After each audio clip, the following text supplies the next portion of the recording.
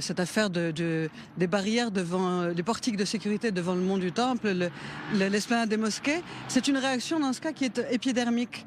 Mais aujourd'hui, ils n'ont pas vraiment de quoi réagir. Et puis, il ne faut pas oublier que la réaction s'est faite déjà au moment de la décision de Trump. Il y a plusieurs mois. Mais même là, c'était assez calme.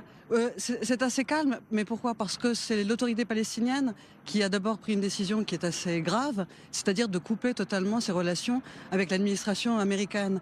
Et depuis, la médiation est totalement interrompue et les Palestiniens ne reconnaissent même pas les États-Unis comme médiateurs, ne le reconnaissent plus comme médiateur. La population palestinienne de Cisjordanie est calme, et il faut s'en féliciter, peut-être parce que aussi n'est pas dans l'intérêt de l'autorité palestinienne de voir des heurts éclater. Mais aujourd'hui, c'est un jour historique.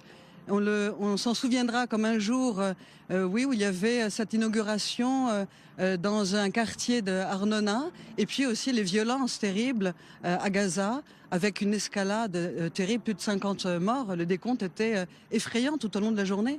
Et demain, il y aura apparemment une réunion du Conseil de sécurité en urgence. Je pense que vous en avez largement parlé toute la journée sur i24 News, Benjamin, avec les autres reporters évidemment de la chaîne. Mais ce qu'on voit justement, puisqu'on parle de la diplomatie, c'est que sur le front européen, sur la question de Jérusalem, l'unité se brise. Oui, parce que plusieurs représentants de pays européens ont assisté hier à la réception donnée au ministère israélien des Affaires étrangères. Quelques pas d'ici. Et ils étaient présents aujourd'hui, l'Autriche notamment, la Hongrie, la Tchéquie. Ce sont des alliés aujourd'hui d'Israël.